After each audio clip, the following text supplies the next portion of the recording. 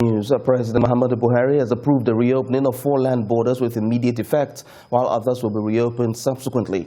The Minister of Finance, Budget and National Planning, Zainab Ahmed, made this announcement as part of decisions reached at this week's virtual Federal Executive Council meeting. The minister stressed that restrictions on the importation of some commodities like rice and other products would continue to be enforced. The borders reopened for now include Seme border in the southwest, Ilela border in the northwest, and 2 others. Well, joining me to discuss this is Kelechi Declan, an economist. Thank you very much for joining us at this point. Yeah, thank you. So, looking at the immediate reopening of 4 borders, what came to mind immediately you read this story? It was quite amusing because when you look at it, you ask yourself, why did they close the border? Would they say that they've achieved the objectives of closing the border? You see, the closure, that unanimous decision to close the border, even against all entreaties made by both ECOWAS, African Union, United Nations, and they stuck to it for 16 months, is a major contributory factor to the present economic crisis we are facing in Nigeria now. It helped in no small way to push the economy into recession. How? Then, let me give you an example. During the time the border was closed, that was in August last year. During that time, if you know the huge quantity of manufactured products from Nigeria that weren't allowed for export to the sub-region, because Nigeria's biggest trading partner is the ECOWAS sub-region. Most of those products were destroyed. So many people had a lot of their goods, stayed in the borders for months and nothing happened. And we destroyed a very important trade link. If you have opportunity to speak with some of the business people or some of the traders that run that route, they will let you know that they've severed a lot of relationship from their supply chain. This is a supply chain that's been running for decades. And you severed it, and these people have continued. They've looked for other suppliers, they look for other business people to do business with, and the Nigerian manufacturers, the Nigerian producers, the Nigerian traders were left with their goods in their warehouse. Nobody is buying them. But didn't this border closure help us look inward and develop ourselves inward? You see, you don't need to close the borders for you to look inwards. Looking inwards should be a continuous process. It's something that government should be doing.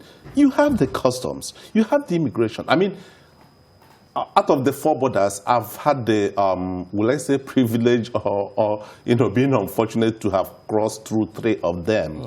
And if you know the number of officials in each of those borders, then you ask yourself, how do we allow smuggling to take place? If you want to address smuggling, you don't have to close borders to address smuggling. What we did was an indictment on both the Nigerian customs and the Nigerian immigration services. We didn't achieve anything by that border closure. And along the line, we discovered, everybody knew that nothing was achieved.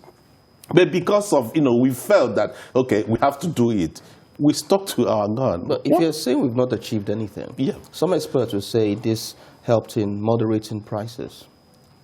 Moderating? I mean, you don't have imported goods coming in. And we have to look inwards for our own local goods. Go to the market and check the products you have in the market. Check the ones that are made in Nigeria. Check the one. I mean, you go to any food seller and say you want to buy foreign rice. They will show you foreign rice you buy. Where are the foreign rice coming from? You say you want this thing for it. They will show you where it is. Where is it coming from? But the borders were closed for 16 months. And those things were still coming in. You didn't achieve anything. What you did was to destroy your economy.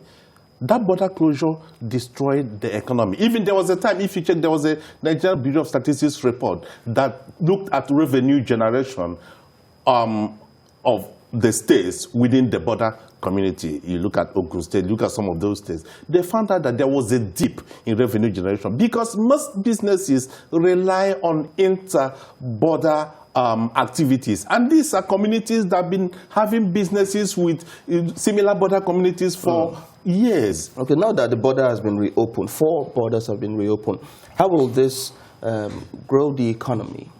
It's going to take time. Like I told you, you've lost a lot of supply chain. You've lost a lot of business relationships. Apart from that, you've also made a mess of the ECOWAS protocol. And being the driver of the economic integration, Nigeria shouldn't be the one that messed up such a protocol. Now, when you come out tomorrow and you say that you want to bring people together, we have to revive this, you have to revive this, most of those countries in West Africa will be looking at you from a different perspective because trust has been damaged. So you need to start working on trust to gain their trust again. How do we work on that? How do we gain their trust? How you work on that is that you have to be upfront. You have to, you see, Nigeria should stop carrying itself as, this big brother mentality, and you have to... Well, we're the giant of Africa. Yeah, you are the giant of Africa, but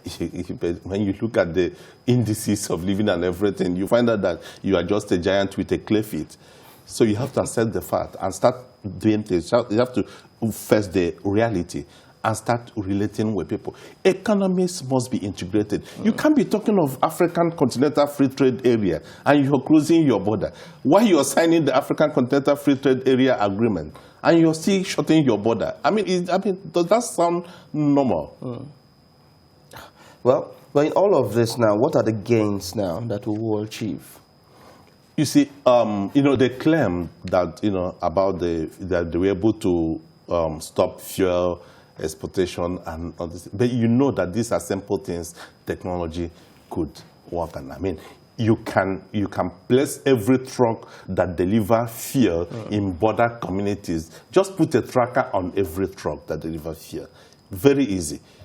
By the time they move outside the Nigerian territory, that moved outside the Nigerian territory. But you live in a country that a whole ship will get missing. So if a ship can get missing under the truck, there's nothing, it can still, it's a very funny thing. But what they should do basically is that the custom must be reorganized. You can't be running a 21st century customs and excise department with a mentality of 20th century. If you pass through Seme border, they spend so much money. There's a building whereby containers are supposed to pass through. Scanner, they have a scanner there. Then you ask yourself, why are they not using the scanner? But if you go there, most times you will see trucks will park there for more than 2 weeks. Why are they not using the scanner? Because we are creating inefficiencies so that people will make money through inefficiencies. Well, are you convinced that with this reopening now, we will do very well? You see, with the reopening, it's not that you're going to do very well. Your economy is already in recession. So when you're saying you're going to do very well, even with the border reopening at the time, we went into recession. So you went into recession, come out of recession, then you close the border again, and your economy start looking. You see, the issue is that everything is interlinked. You might not say that it's because of the closure that caused the recession, but the closure might trigger so many other things that would have helped even the production activities. When you are having a lot of warehouse effect all over the production, most of the manufacturing sector are manufacturing at less than 30% of their installed capacity. Where are they going to export it to? Because, when you look at some of the products you have now, are things you can still export to West African countries, but they have not reached the level, the quality you can export to Europe. Why not export to where you can export? All right, economist Kelechi Declan, thank you so much for talking to us. It's my pleasure. Thank you.